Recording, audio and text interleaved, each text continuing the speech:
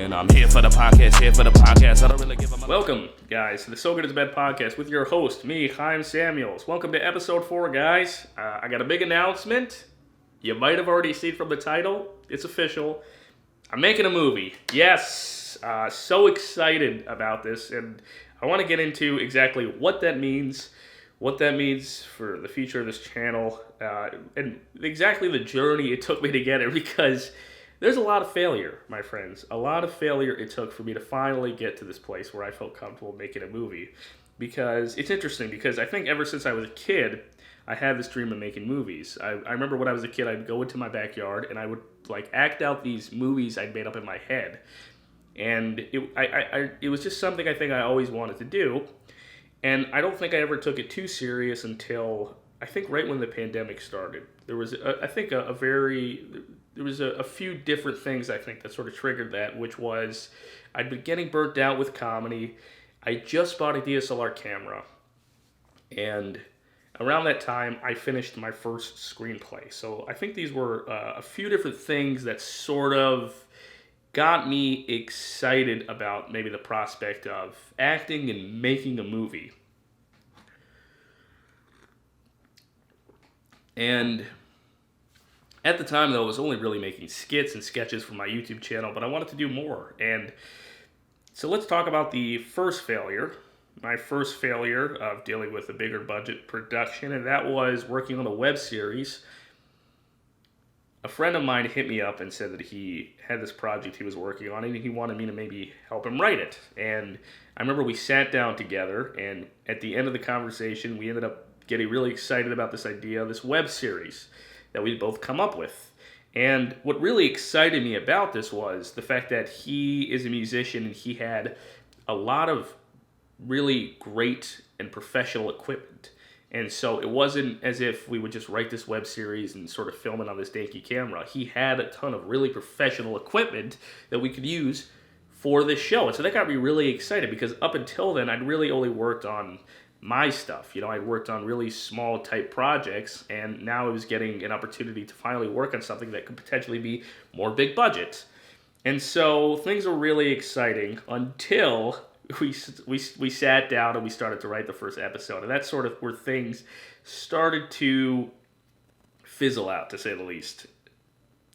We started writing the episode, and there was a lot of conflict involved, because we both had particular senses of humor, and we had specific visions for where we wanted to take the web series. And every time I'd bring up an idea and something I thought was funny, he'd sort of always poo-poo it and put it to the side. And every time he would bring up an idea, he was always ecstatic about it. And there were times where I just didn't think it was funny, and I'd bring that up, and he would take it so personal. And so you can imagine it was sort of difficult to work like this. And by the end of the first episode, when we started to get in pre-production, I felt so burnt out. I remember looking over the script and reading it and saying, "This is not funny. I don't enjoy this. What we came up with, I don't think it's funny." And I remember at the time I had to make this sort of big decision. I remember I talked to a friend of mine, and she kept telling me throughout the process, like, she had seen me continuously get burnt out, and she was like, "This is not good for you, man." And I kept like saying, "No, it's not a big deal, because even if I don't really enjoy the project, at least it's a good opportunity to work on a big budget thing." But there was a crossroad that I had to sort of make, which was I could either continue on the project and sort of be miserable, but at least I would have the experience of working on something more big budget, and potentially this could lead to a bunch of stuff, or I would quit and say to myself, "Look, I can't work on it if it's not something I'm passionate about." And at a certain point, that's the decision I made. I felt like at the time that was the right decision. And I remember telling him, "Look, I can't work on this project anymore." And after I made that decision, it was almost like a huge weight was lifted from my chest.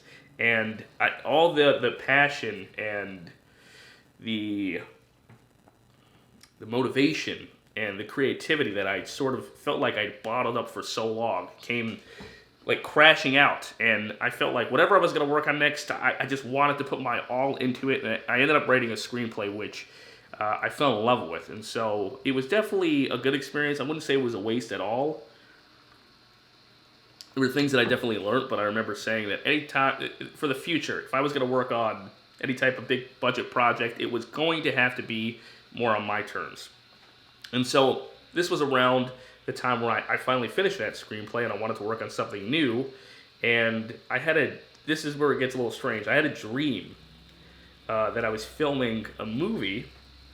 And I remember when I woke up, the idea for the movie sort of inspired me to write this screenplay. And I remember writing it, and the more that I wrote, it made me think, hey, wouldn't it be a really cool idea if I took this idea and I actually made it into a film? I made it into a film, and the more and more I wrote, the more I got excited about this idea. And as soon as I was finished with the screenplay and I sort of went over it and re-edited it again, I decided I was going to make this into a movie somehow.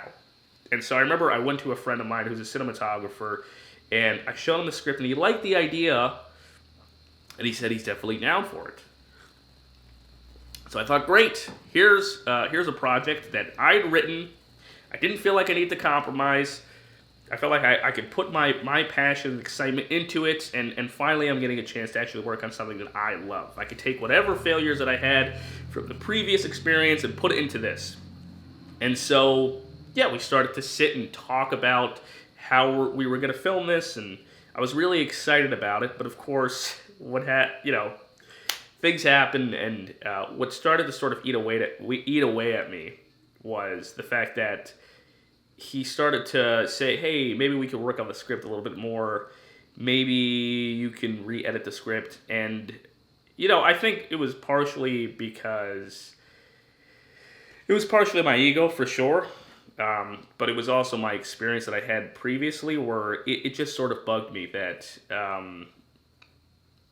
he wanted me to work on the script more, and he felt like I could change this and I could change that. And it really sort of gave me a bad feeling like, oh no, we're going in this place again where I'm going to have to compromise, this thing, and I'm going to start to get burnt out. And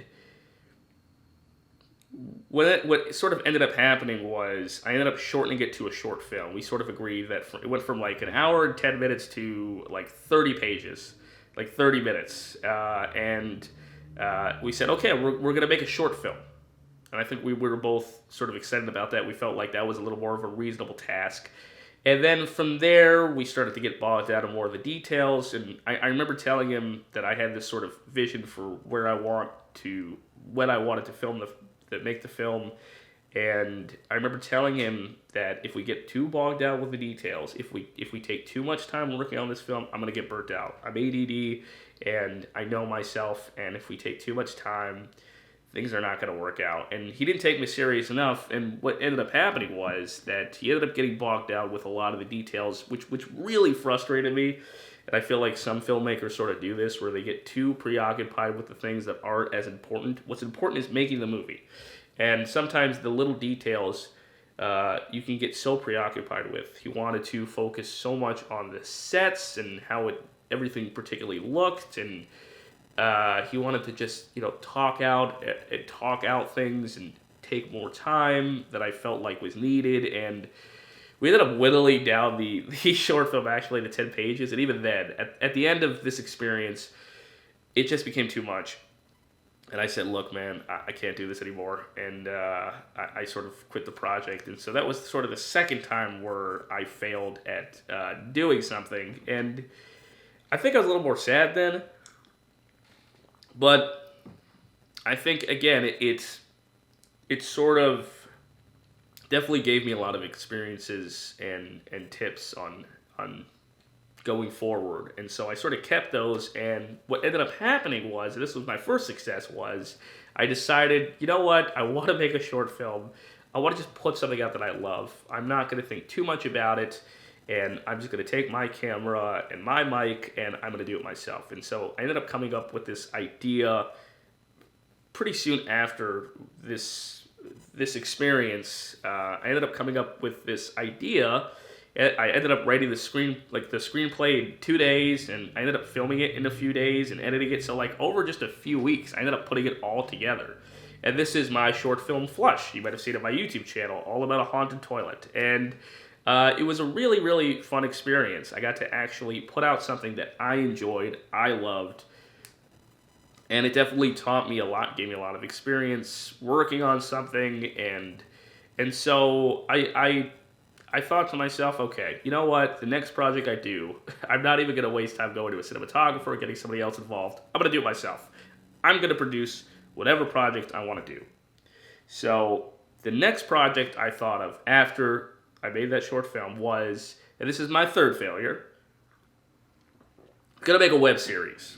I wanted to make a web series, and the idea for the web series came from this show called Ikea Heights. If you haven't heard of it, fantastic show. The basic premise is that these group of people, they literally go into Ikeas and they film the show. The show is sort of a parody of soap operas, and it's hilarious. You'll see like a scene of a group of people like filming a scene, and they don't have permission to be at Ikea, but they'll just film a scene in like the kitchen area, you know, the kitchen aisle with like a bunch of fridges and stuff like that, and like price tags. The price tags are still on, and people are walking by. They're just filming this whole scene. It's hilarious. If you haven't seen it, go check it out. So I really got inspired by this show because it made me think I can come up with a really silly idea, and I can on purpose make it sort of look low budget. And that would be sort of the gimmick of it. And I ended up coming up with an idea called, I don't even remember, NYPD Moses. That was the show. That was what the show was called. And if you can imagine what the show was about, it was about Moses. What if you were like this cop in a cop show? And I thought the idea was hilarious. And I ended up writing a 6-episode series. And I got really excited about it, and I told myself that I was going to produce it. And that's sort of what I did. I ended up getting actors together. I ended up shelling out some cash and getting a cinematographer. And I remember and this was pretty amazing. This was a pretty amazing experience because I didn't know if I was going to be able to do it. I worked on specific stuff like this in the past, and it always sort of failed, and got burnt out. And so, but now that I had previous experience working on my short film and working with other people, etc., and writing, I felt like, okay, I had enough experience where I felt like I could put this together. And over the next, maybe, I don't remember, it was a month or so, I ended up actually filming this thing, and I had to direct it as well, which is really difficult. It's really difficult to act and direct at the same time, and especially because, here's the thing, for any filmmakers out there who are thinking about making a movie, one thing you want to do is you want to get professional actors. Just get good actors. There's a huge difference between working with actors that don't have a lot of experience and working with actors that do. I can tell you that because it was not easy. Working on this project, writing it, filming it, acting it, directing it, being the director, it was difficult. And especially working with... I remember working with this one actor, just such an interesting guy. I remember when I got him to read for the part, he had something so silly and ridiculous about him. His inflection, it was just so strange. I had to cast him, and honestly, it was sort of a big mistake because, weirdly enough, he was sort of a diva, and I don't want to go too much into the experience, but let's just say it was sort of a difficult process, to say the least, and it was definitely a lot of hard work filming a 6-episode web series and directing this thing, and especially when you're directing it and all the actors are so vocal about what they would want this to be about. Like, if you're going to direct something, you really have to make sure people know that you're in charge. And I'm not saying you have to be a dictator, but you have to sort of command the room and let people know that you know what you're doing. And this was my first time directing, and I don't think I came across that way. So everybody felt like they had to chime in, and it was a difficult experience. But at the end of it, though, I ended up filming this thing. And it was such a cool experience, going through all of that to and I didn't think I was going to be able to do it. And I was so surprised by the end of it that I was able to film this 6-episode web series and actually finish it. And that's what happened. And so there was this real excitement for myself. I was really proud of myself that I was able to do something like this. And I was so excited to finally get into the editing room and work on this project. And as soon as I sat down and I started looking through the editing, oh boy, that's where shit sort of hit the fan, because it was not good. And I remember I put my first episode together and I showed it to a few people, and the response was not great. It was not great, and I cannot tell you how sort of sad I felt just filming this web series and putting her all into it, and it not turning out at all the way that you hoped. It was a very frustrating experience, to say the least, and so this was the third time that I failed, and I sort of had to, admit to myself, that was a really difficult thing, too, tell these people that I had been working with the entire time that I'm sorry, guys, this is not working out. We filmed all of this pretty much for nothing, and it was sort of heartbreaking and tough, and I ended up pushing that off, telling them that, I couldn't work on the project. There was this point, where I sort of knew it wasn't going to work out, but I pushed it off a little bit, hoping maybe I can come back to it and see something different. It didn't end up being that way, though. It didn't end up being that way, and I ended up having to say, guys, I'm really sorry, but the project's not going to happen. And it was frustrating because, again, I had put a lot of time and effort into making this, and it was all going to shit. So that was the third time that I felt the sting of failure. And so... I don't think I really worked on any big budget projects or big type projects for a little while. I sort of felt like I got to take a break and work more on my YouTube channel. That's sort of what I did. And at the time also, I ended up getting to act in my first feature length with my friend, an independent filmmaker, Cody Clark. And that was also, at that time, a really great experience for me. It sort of helped me to transition from comedy to more acting full-time. And I had seen people like Cody Clark and more independent filmmakers on YouTube. And that really excited me, which is really crazy. I mean, it's really crazy in today's day with YouTube. You could just go and make a film. I mean, if that is not, and then put it on YouTube, if that is not one of the coolest things, I mean, that you didn't really have this, even that long ago, this idea of making a movie and putting it on YouTube. Even a few years ago, the idea of YouTube, making movies and putting it on YouTube was pretty foreign, but you're seeing more filmmakers come out and do it, and I think that is such a cool idea, and I really do think that is sort of where the future is headed. I think more filmmakers, more artists in general are doing this. If you see a lot of stand-up comedians, guys like Ryan Long, Martin Norman just put out a special on YouTube. And he had, it wasn't like he didn't have opportunities. He had opportunities, I'm sure, to sell it to different streaming platforms, but he decided to put it on YouTube. So I really do think that YouTube is the future for artists, for artists to be more independent. And so seeing filmmakers like this made me really want to make a movie on my own. But what really held me back was the fact that I never felt like I had enough experience or the type of equipment. I had seen filmmakers on YouTube put out movies on their YouTube channel, and they sort of fell into two categories in my mind. Either they had enough experience and they had the right equipment, they knew how to put together movies, or they didn't have those things. And I'd seen filmmakers try and put out movies, and I almost felt like, man, if you would have waited just a little bit longer, if you had a little more experience, then the movie you'd be putting out would be better. And I felt like I didn't want to just put out a movie and then have no one watch it. I didn't want to have a movie, I didn't want to put out a movie that, because, what would be the point if I didn't at least have decent enough equipment and the type of experience that I had? What would I be competing against? I'd be competing against, bigger budget movies, Hollywood movies. What would be the point of people seeing my movie if you can go see a Hollywood movie? And so I sort of felt like that for a while.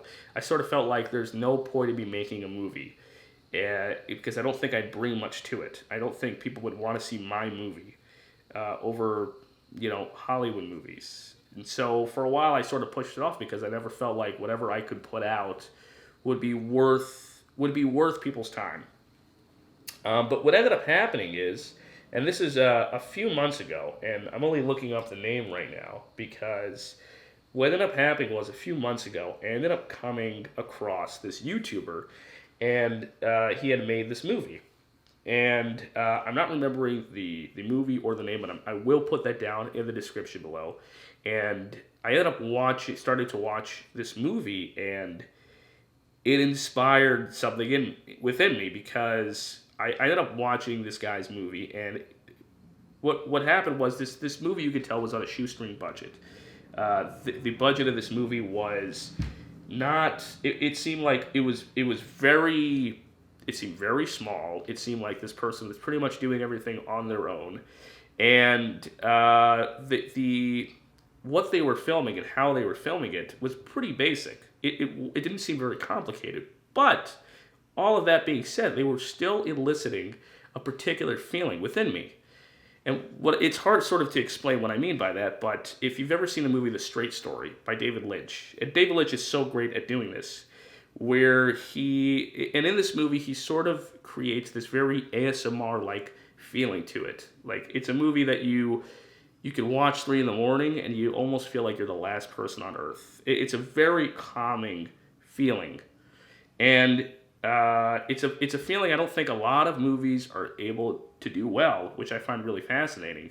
And I don't think a lot of movies that I've seen ever really create this type of feeling. And so I was watching this movie on YouTube, and it was giving off this feeling. I was feeling this very calm ASMR, almost like I'm the last person on earth type of feeling. And I thought, wow, if this filmmaker with this small budget and this, simple techniques of filming,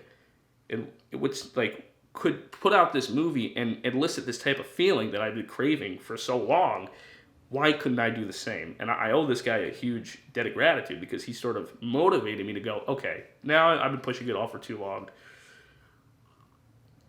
No more excuses. If this guy could do something on this shoestring budget, why couldn't I do the same? And that's sort of where I decided, okay, I'm going to make a feature-length film. And also, what also helped was the fact that I got this Blue Yeti mic. And for a while, I felt like getting a good mic was crucial to making a feature length. And the fact that I didn't have a great mic, I had this external lavalier mic, which was okay, but I just didn't think it'd be good enough for a movie. So then I got this Blue Yeti mic that compresses the sound a little bit more, makes it sound a little more professional. I felt, okay, now I have the right tools, and I have the motivation to go out and make this movie. And so this is a few months ago, and this is where I finally decided I was going to make the movie. Now, I remember thinking to myself, of course, if I'm going to make a feature length, if I'm going to commit to something like this, I got to make sure that whatever the premise is, it's got to be feasible. I can't make a large budget movie. That's obviously not practical. I don't have the experience in making a large budget movie.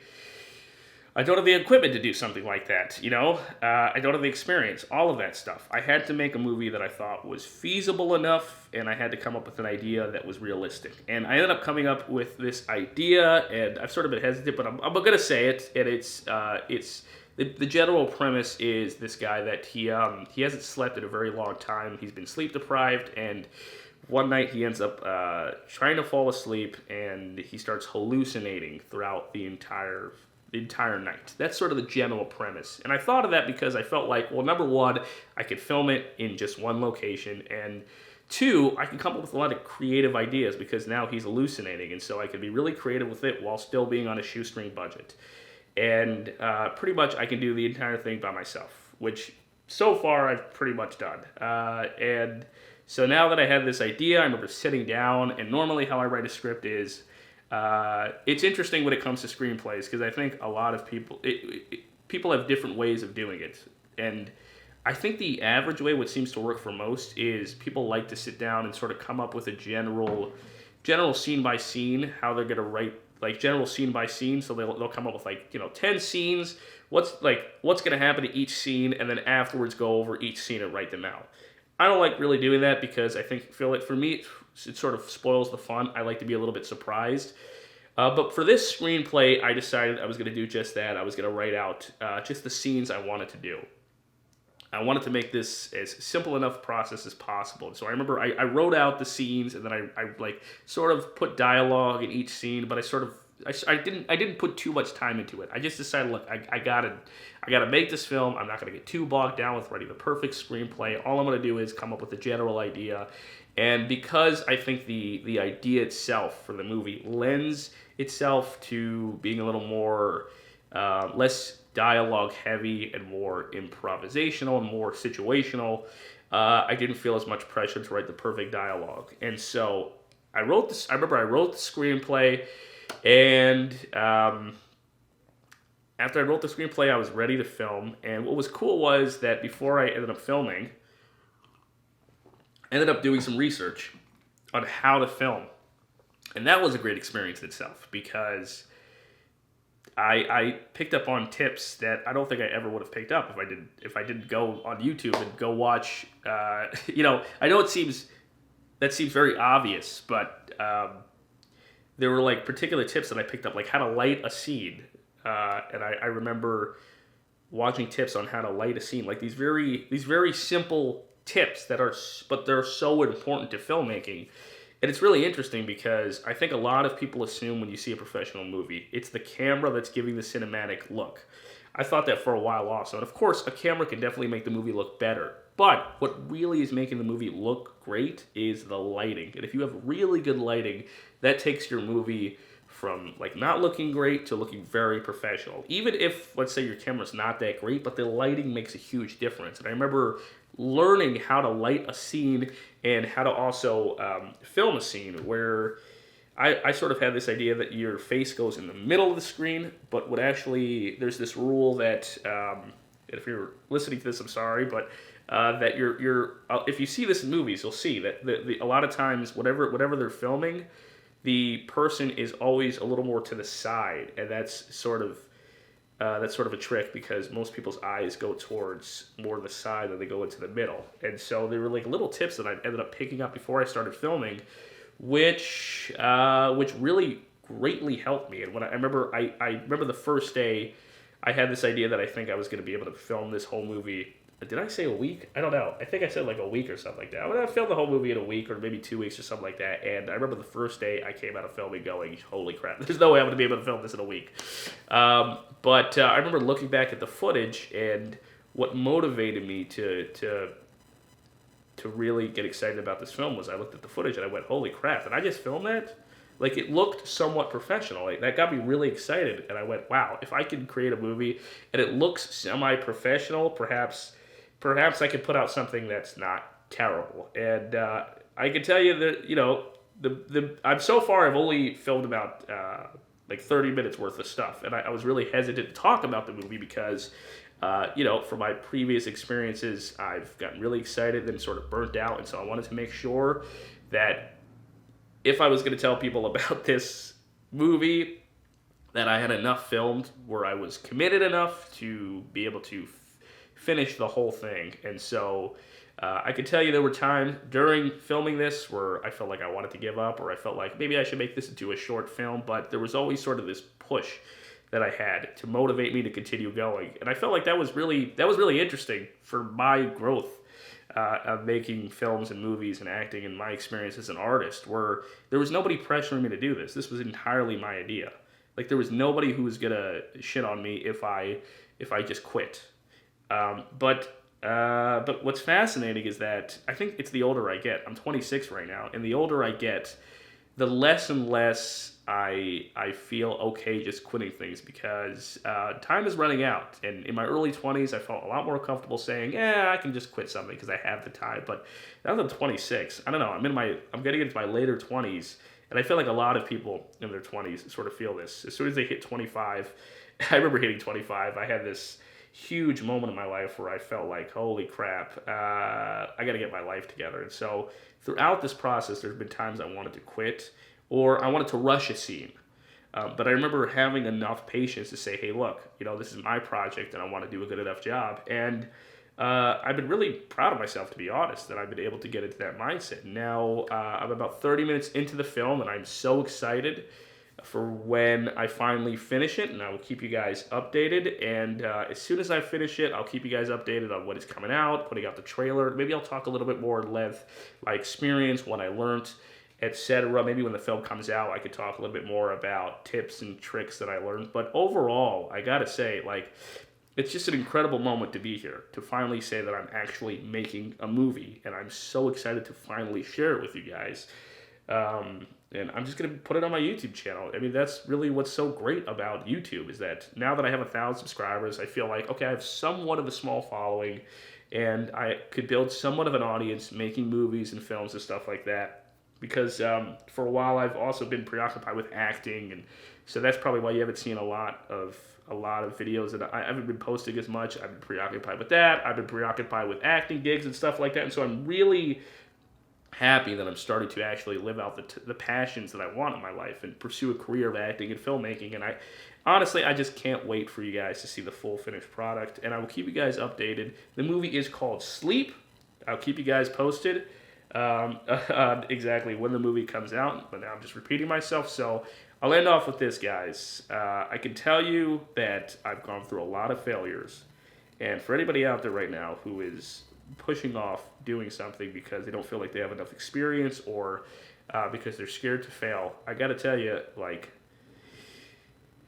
that is a part of filmmaking. That's a part of anything that you pursue, but anything creative as well. Part of it is the failure, because you really do learn so much stuff out of it. I can tell you guys, for somebody who's consistently failed, I never would have been able to get to this place where I was able to film an entire movie, like, by myself, without the type of failure, without the type of lessons that I learned.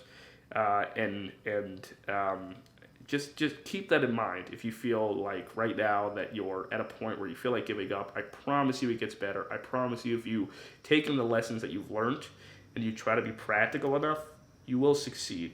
So thank you guys so much. Enjoy the rest of your day, and I'll keep you guys posted on the movie.